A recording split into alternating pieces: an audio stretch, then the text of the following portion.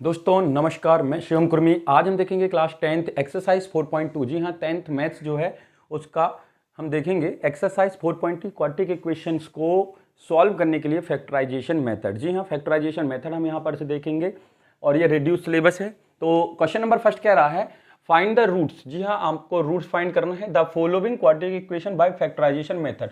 इस चीज़ का विशेष ध्यान रखिएगा, जब कभी क्वेश्चन आता है तो आपको ये ध्यान देना है कि किस मेथड का यूज करना है, क्योंकि इसके लिए होल स्क्वायर मेथड भी है, फैक्टराइजेशन मेथड भी है और फॉर्मूला मेथड भी है। तो जिस मेथड का नाम लिखकर आपको क्वेश्चन में आता है उसी मेथड का यूज करते हुए आपको जो है रूट फाइंड करना है, अदरवाइज आपको नंबर नहीं मिलेंगे।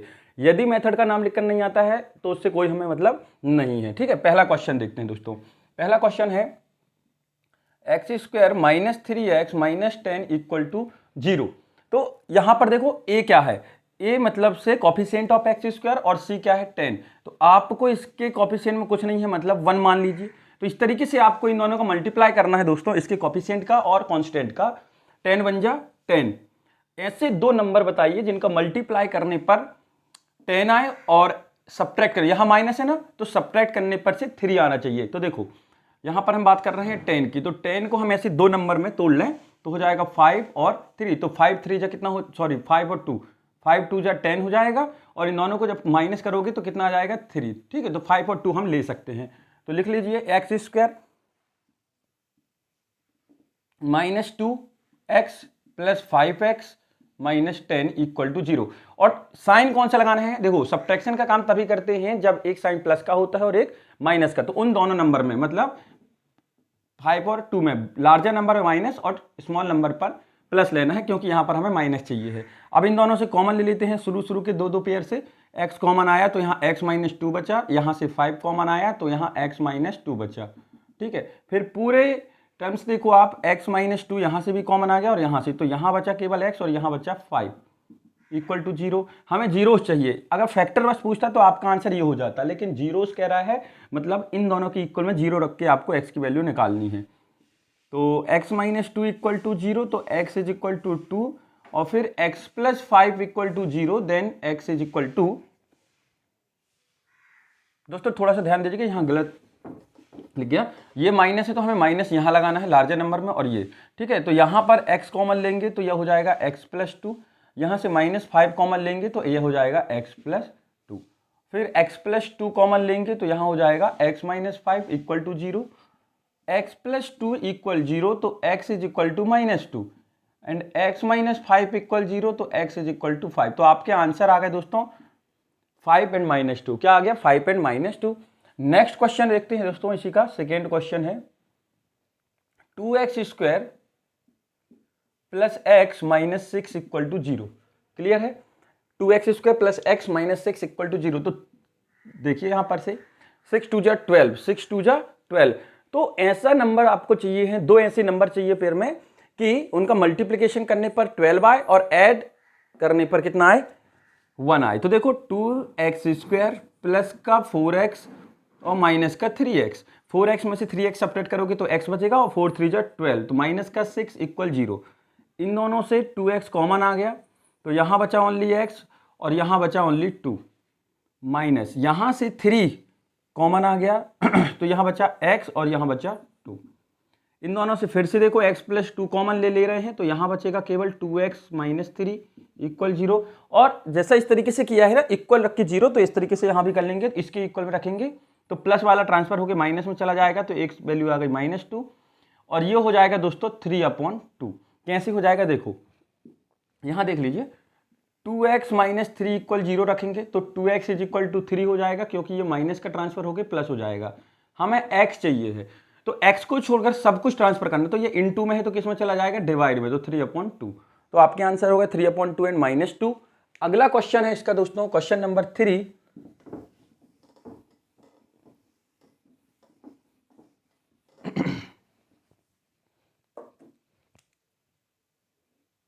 क्वेश्चन नंबर 3 है √2x² + 7x + 5 √2 = 0।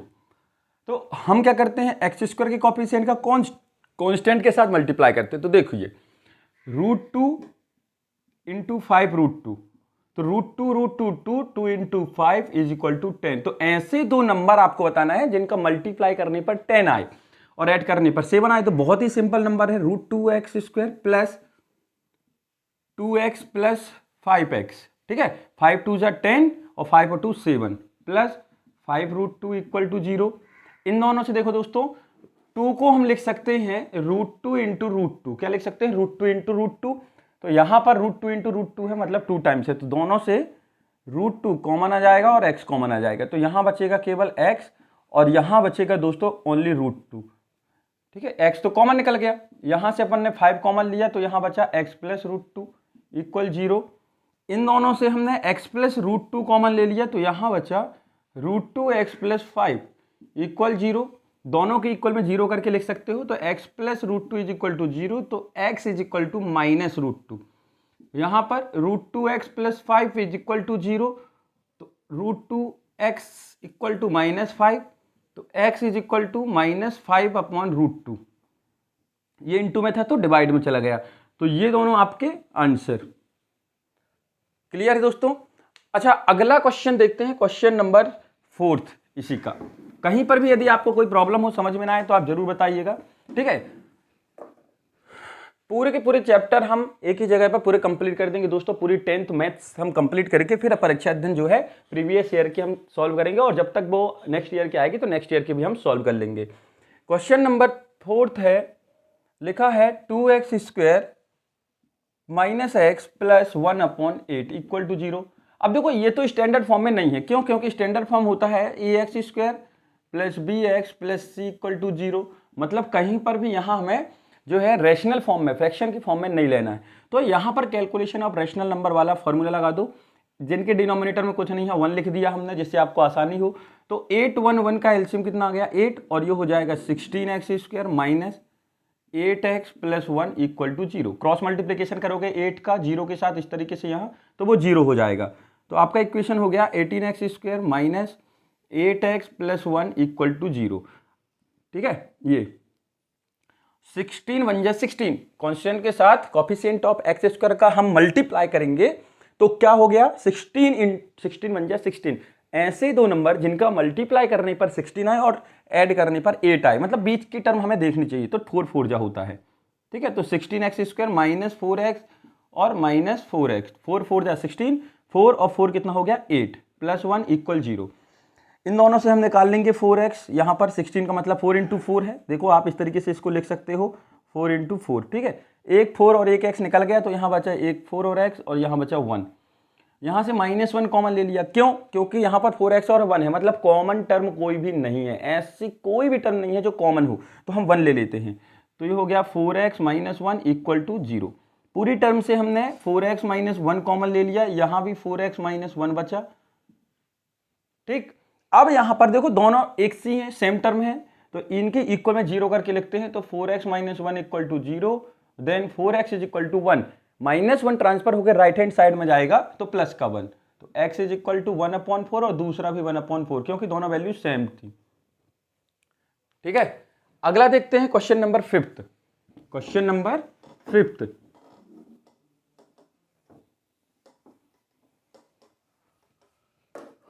क्वेश्चन नंबर 5 की बात करें दोस्तों, तो क्वेश्चन नंबर 5 है 100x² minus 20x plus 1 equal to 0। तो 100 1 जा 100, ऐसे दो नंबर जिनका मल्टीप्लाई करने पर 100 आए, तो 10 और 10, तो 100x² माइनस 10x माइनस का 10x, 10 10 जा 100 और 10 और 10 जोड़ोगे तो 20x प्लस का 1 इक्वल टू 0। इन दोनों से कॉमन लेते हैं, तो यहाँ पर तो 10x कॉमन आ गया, तो यहाँ बचा 10x माइनस 1। भाई 100 को क्या लिख सकते हो? देखो इस तरीके से आप लिख सकते हो इसको, 10 इंटू 10, 10 इंटू 10 मतलब 100। एक 10 बाहर आ गया, एक 10 बचा, और 2 टाइम x था तो एक बार x बचा, ठीक। यहाँ से हमने माइनस का 1 कॉमन ले लिया, तो यहाँ भी बचा 10x माइनस 1 इक्वल टू 0। पूरी टर्म देखो 10x माइनस 1 फिर कॉमन आ गया, यहाँ भी है और यहाँ भी, तो इस तरफ बचा आपका फिर से 10x माइनस 1 इक्वल 0। दोनों टर्म एक सी हैं, तो हम लिख सकते हैं 10x minus 1 equal to 0, then 10x is equal to 1, तो x इज इक्वल टू 1/10। क्योंकि सेकेंड वाली टर्म भी वही है, तो इसका भी आंसर कितना होगा? 1/10। ये आपका आंसर। तो ये रहे दोस्तों आपको क्वेश्चन नंबर 1 के 5 क्वेश्चन। अब हम देखते हैं दोस्तों अगला क्वेश्चन। क्वेश्चन नंबर थर्ड है दोस्तों, क्वेश्चन नंबर थर्ड बहुत अच्छे देखिएगा। Question number third, find the two numbers whose sum is 27, उन दोनों नंबर का सम 27 एंड प्रोडक्ट इज 182 है, मतलब उनका मल्टीप्लाई जो है वो 182 है। तो वो नंबर जो है हमें फाइंड करना है, ठीक है। दो नंबर आपसे पूछ रहा है कि उनका ऐड करने पर 27 आए और मल्टीप्लिकेशन करने पर, प्रोडक्ट करने पर से 182 आए। तो कम से कम आपको इतना याद रखना है कि जो पूछा जाता है क्वेश्चन में, जो भी फाइंड करने के लिए बोला जाता है इस तरीके के क्वेश्चन में, उनको आप लेट कर लीजिए, सपोज कर लीजिए। तो देखो क्वेश्चन नंबर 3 की बात कर रहे थे, तो suppose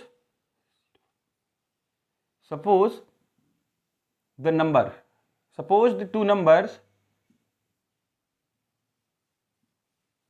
are x and y, दो नंबर हमने मान लिए, एक x और एक y। अब अकॉर्डिंग टू फर्स्ट कंडीशन क्या कह रहा है, बहुत अच्छे से ध्यान दीजिएगा, ये सब लिखना जरूरी है। अकॉर्डिंग टू फर्स्ट कंडीशन इन दोनों का सम कितना है 27, तो इन दोनों का सम कैसे लिखेंगे, x प्लस वाई इज इक्वल टू 27, इसको नाम दे दो चाहो तो इक्वेशन फर्स्ट, ठीक। Second condition, according to second condition एक काम करिए, यहां से x की वैल्यू, क्योंकि जो हमें क्वाड्रेटिक इक्वेशन पढ़ना है वो सिंगल वेरिएबल में पढ़ना है, तो पूरा इक्वेशन एक में कर दें।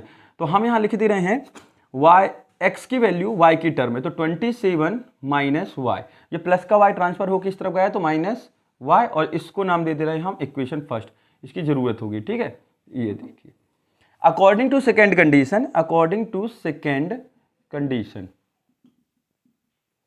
क्या कह रहा है कि इन दोनों का प्रोडक्ट मतलब मल्टीप्लाई, तो मल्टीप्लाई कैसे लिखेंगे, x into y is equal to 182, इसको दे दिया इक्वेशन सेकेंड। बहुत अच्छे से ध्यान दीजिएगा दोस्तों, देखो इन दोनों का सम कितना है 27, हमने x यहीं रखा, y ट्रांसफर करके राइट हैंड में ले गए तो माइनस का y हो गया, तो x की वैल्यू y की टर्म में आ गई।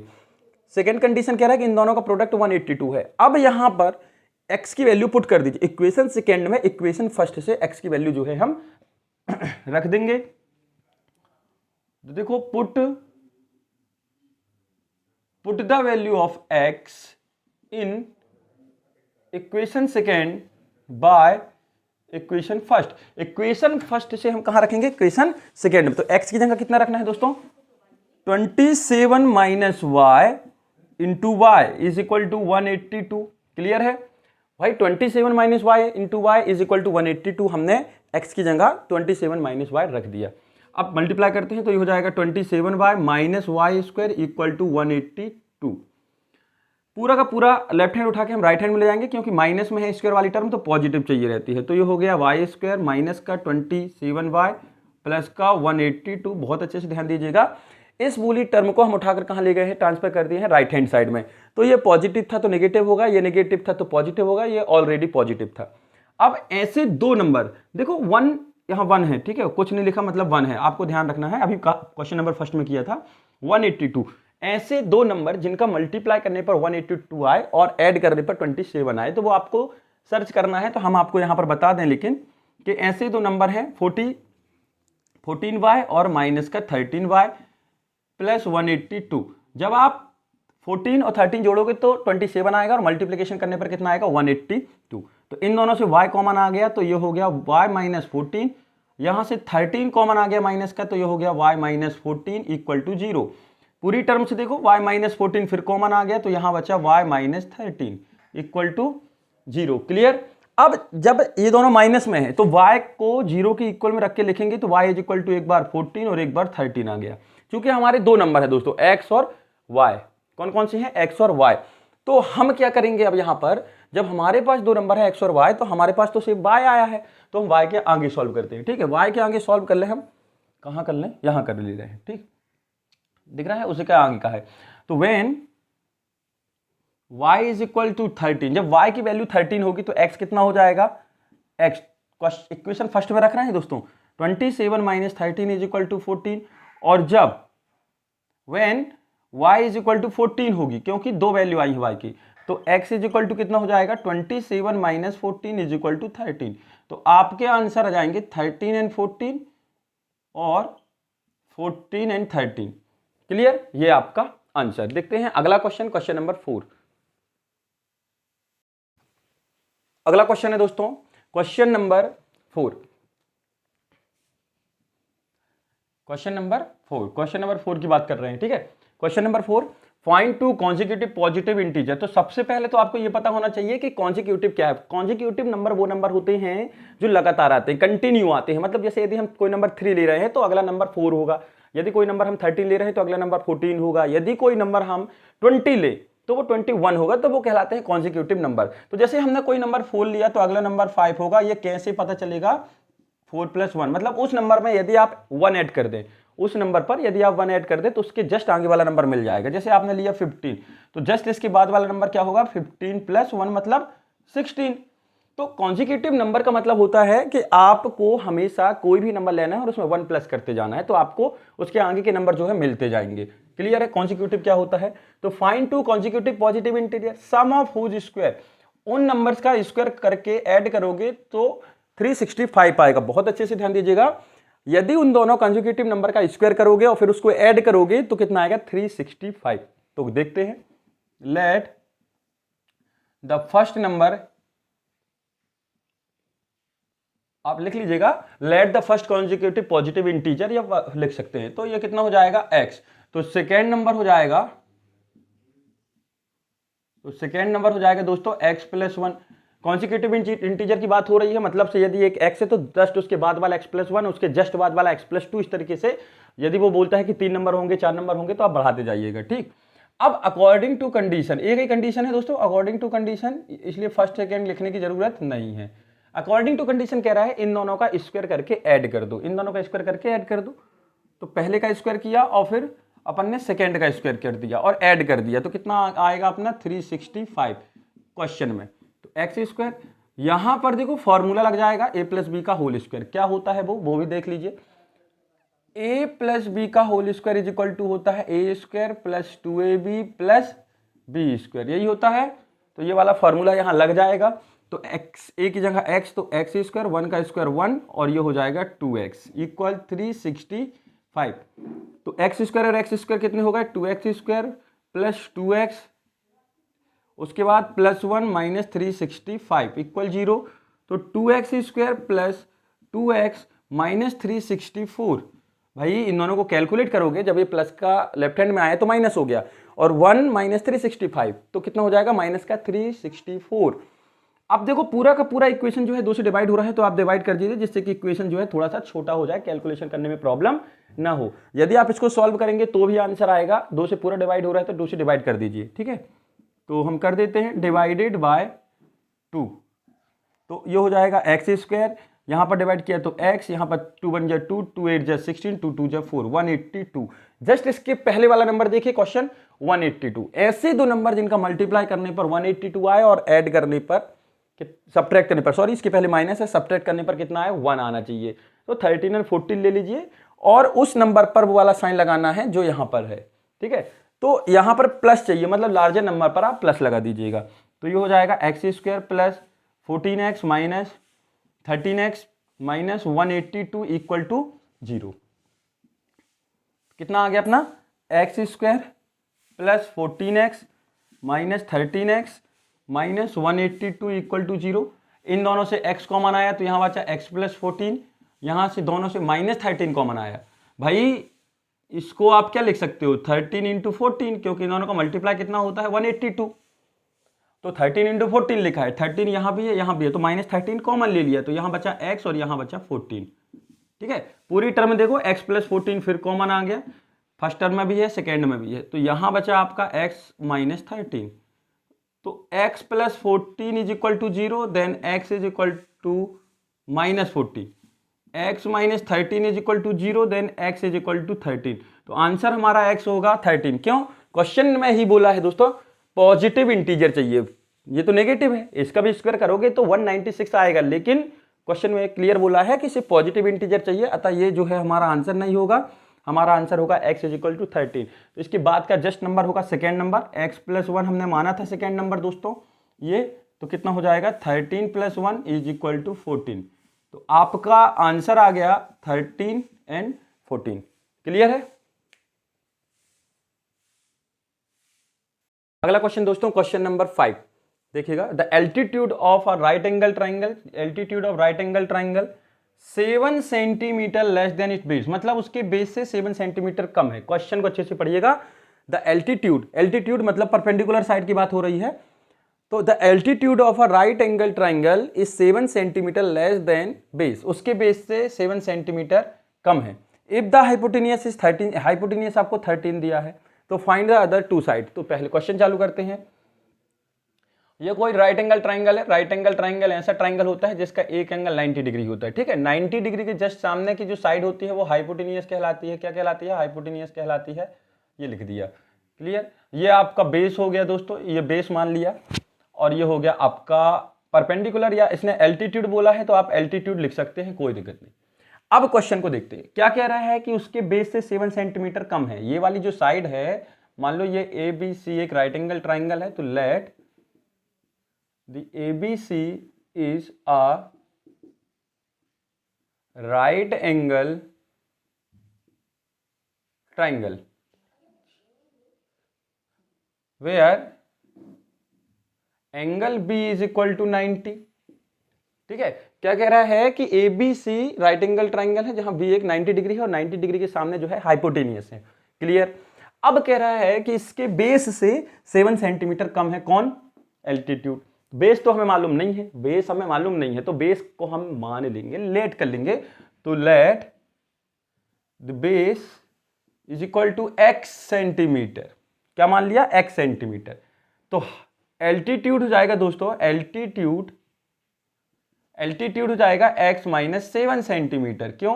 क्योंकि ये जो एल्टीट्यूड है दोस्तों ये बेस से 7 सेंटीमीटर कम है, और बेस हमने x मान लिया, और हाइपोटेनियस आपको गिवन है कितनी? 13 सेंटीमीटर, क्लियर। एंड गिवन है हाइपोटेनियस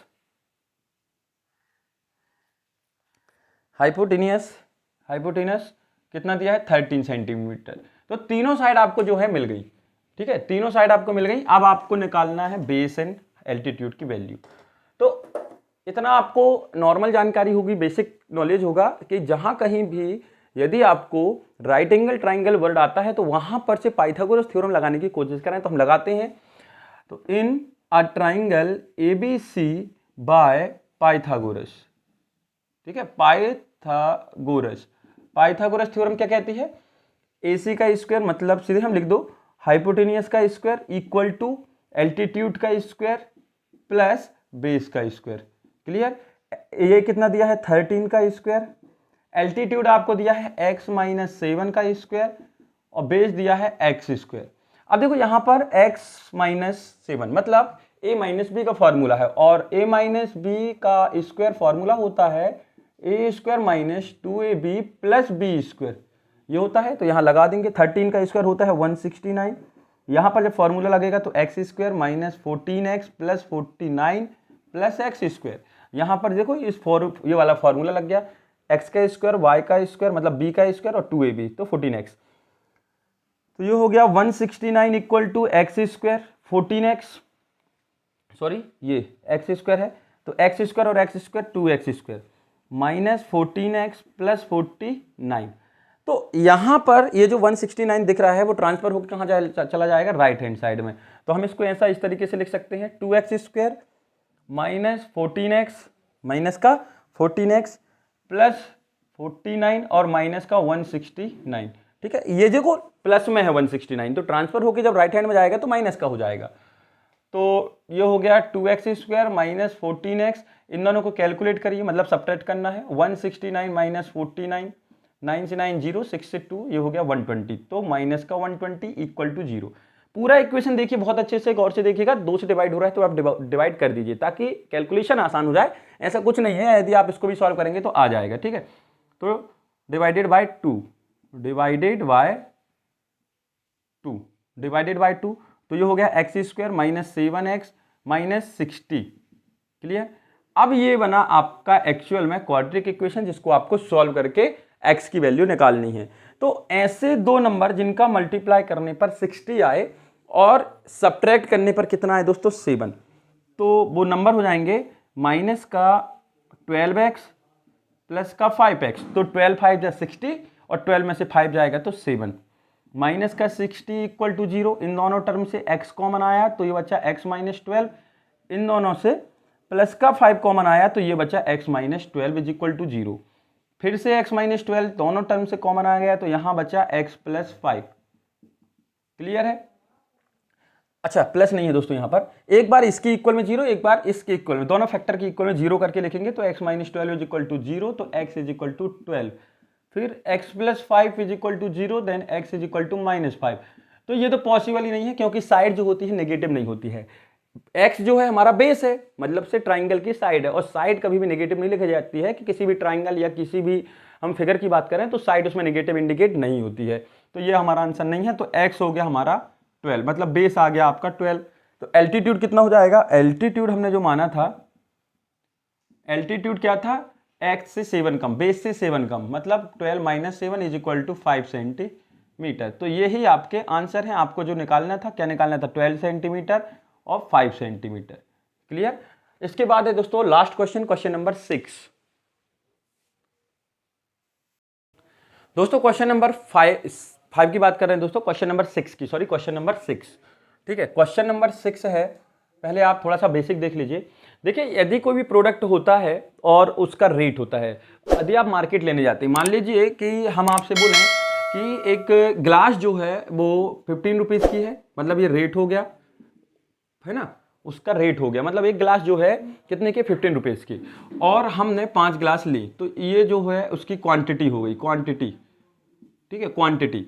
तो इसका टोटल प्राइस आ जाएगा तो 75, मतलब 5 गिलास जब हम मार्केट से, 5 गिलास जब हम मार्केट से लेने गए तो वो हमें 75 रुपीज़ की मिली। तो बहुत अच्छे से ध्यान दीजिए कि टोटल जो रेट मिलता है आपको, टोटल जो कॉस्ट मिलता है, जो आपका खर्चा हुआ, वो किस आधार पर देखा जाता है कि उस आर्टिकल या उस ऑब्जेक्ट का या उस वस्तु को जो आप लेने गए हैं उसका रेट क्या है और आप ले कितनी रहे हैं, आप ले कितनी रहे हैं। तो यदि किसी रेट के साथ क्वांटिटी का मल्टीप्लाई करते हो तो आपको टोटल कॉस्ट या टोटल रेट जो है आपको मिल जाएगा कि उन सभी वस्तुओं को खरीदने में आपको कितना खर्चा आएगा। तो क्वांटिटी इंटू रेट होता है और टोटल कॉस्ट आ जाता है, ठीक, लागत आ जाती है। तो इस तरीके से क्वेश्चन नंबर 6 है, बता दे रहे हैं, लिखा नहीं है, क्वेश्चन बहुत बड़ा था।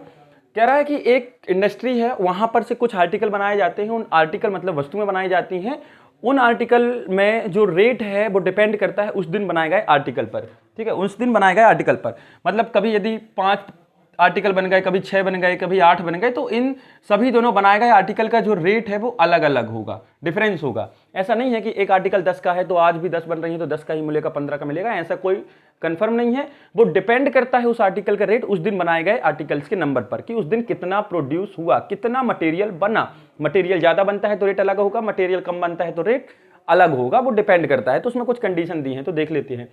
कंडीशन इस तरीके से है दोस्तों कि उस दिन बनाए गए आर्टिकल का जो रेट है, उस दिन मान लो कि किसी दिन उस कंपनी में, उस इंडस्ट्री में 5 आर्टिकल्स बने, पोएट्री के जो है 5 आर्टिकल बने, तो उसका रेट कितना हो जाएगा? वो बोल रहा है इस आर्टिकल के 2 टाइम्स से 3 अधिक, 2 टाइम्स से 3 अधिक, तो कितना हो जाएगा? 13 रुपीज।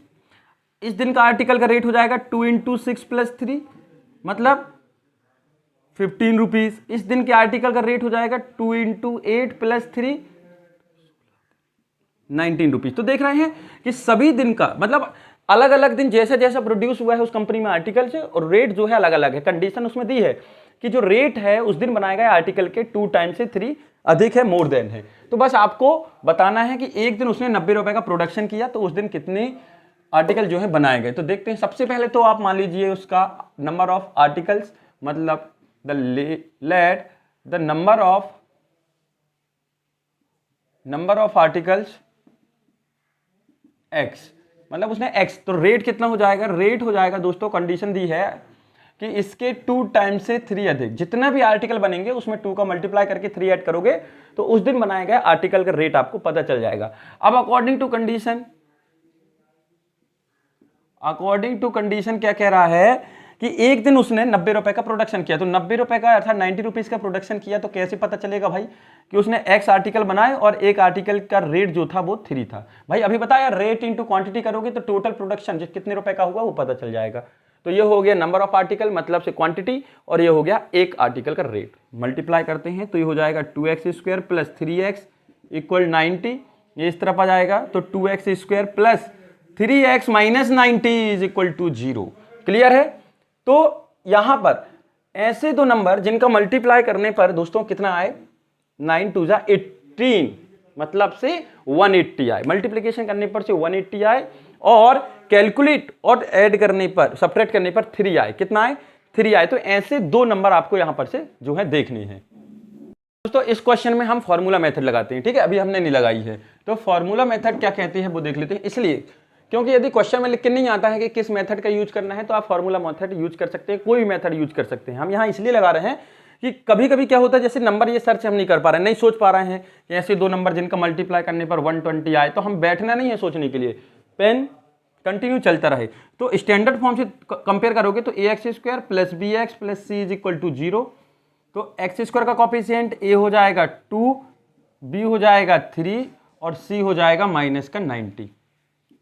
फॉर्मूला होता है दोस्तों x is equal to minus b plus minus under root b square minus 4ac upon 2a। Clear, ये अब वैल्यू रखते हैं तो ये हो जाएगा -3 प्लस माइनस रूट 3 का square minus 4 into 2 into minus का 90 upon 2 into 2। X is equal to -3 plus minus under root 3 का स्क्वायर 9 और माइनस माइनस ये जो है प्लस, तो 4 2 जा 8 मल्टीप्लाई करना है, 4 इंटू 2 इंटू 90। क्लियर, तो 4 2 जा 8, 8 इंटू 90, 8 9 72 मतलब 720। ये हो गया आपका 720 अपॉन 4। तो x इज इक्वल टू, ये अपॉन 4 है दोस्तों, तो -3 प्लस माइनस अंडर रूट, इसमें जोड़ोगे तो हो जाएगा 729 अपॉन 4। अब ये किसका होता है, डिवाइड मेथड से आप निकाल सकते हैं। तो 729, तो 2 से 2 2 जा 4, 3 बचा 29, ये हो गया 2, ये हो गया 4। अब 3 से, तो 3 से तो नहीं जाएगा, 7 से करके देखते हैं। 7 7 जा 49, 7 4 जा 28 और 4 32, तो मतलब ये जो स्क्वायर रूट है वो 27 का है, तो ये बाहर निकल आएगा -3 प्लस माइनस 27 अपॉन 4। क्लियर, आगे बढ़ते हैं। आपको सिर्फ इस फॉर्मूले में वैल्यू रखना है और जो दिया है वो सॉल्व करना है। अगली एक्सरसाइज में अपन पूरे अच्छे से देखते हैं इसको। अच्छा, अब देखो लिखला क्या है, -3 प्लस माइनस 27 अपॉन 4। क्लियर, तो एक बार हम माइनस साइन लेंगे, एक बार प्लस। देखो दो साइन है तो हम लेते हैं प्लस साइन। तो प्लस साइन लेने पर x is equal to -3 plus 27 upon 4 equal, ये हो जाएगा 3 जाएगा तो कितना हो जाएगा दोस्तों, 24 अपॉन 4। तो ये 4 से 6 टाइम कट गया, तो x इज इक्वल टू 6 आ गया। ठीक है, सेकेंड माइनस साइन लेंगे तो कितना हो जाएगा, x इज इक्वल टू -3। ये दो साइन थे, एक एक करके ले रहे हैं। -27 अपॉन 4, तो ये हो जाएगा माइनस का 30 अपॉन 6। तो ये तो कैंसिल नहीं होगा, तो नंबर ऑफ आर्टिकल है। x क्या था, नंबर ऑफ आर्टिकल्स, मतलब से उस बनाएगा आर्टिकल का संख्या। तो यहाँ पर नेगेटिव में तो होगी नहीं दोस्तों। सबसे पहली बात तो ये है कि नंबर ऑफ आर्टिकल नेगेटिव नहीं होगा कि उस कंपनी ने -3 आर्टिकल बनाए, -4 आर्टिकल बनाए। आर्टिकल मतलब वस्तु होती है दोस्तों, जो भी वो बना रहा है। ठीक है, तो ये तो नेगेटिव, ये गलत है। तो x कितना हो गया, 6, मतलब नंबर ऑफ आर्टिकल कितने हो गए, 6। मतलब उसने उस दिन एक आर्टिकल बनाया, सॉरी कितने आर्टिकल बनाए, 6 आर्टिकल। तो उस आर्टिकल का रेट कितना हो जाएगा, देखो ये है रेट हो जाएगा 2 इंटू 6 प्लस 3 इक्वल 6 2 जा 12 और 3 15। तो मतलब उसने 6 आर्टिकल बनाए और कितने रुपए का एक आर्टिकल था, 15 रुपए का। तो जब मल्टीप्लाई करोगे तो कितना हो गया, 90। मतलब हमारा आंसर सही है। तो आपके आंसर हो गए 15 और 6। Number of article is equal to 6 and the rate of article is equal to 15। तो ये रहा आपका एक्सरसाइज 4.2 कंप्लीट। अगली एक्सरसाइज देखेंगे हम अगले वीडियो में। आज के लिए इतना ही, धन्यवाद।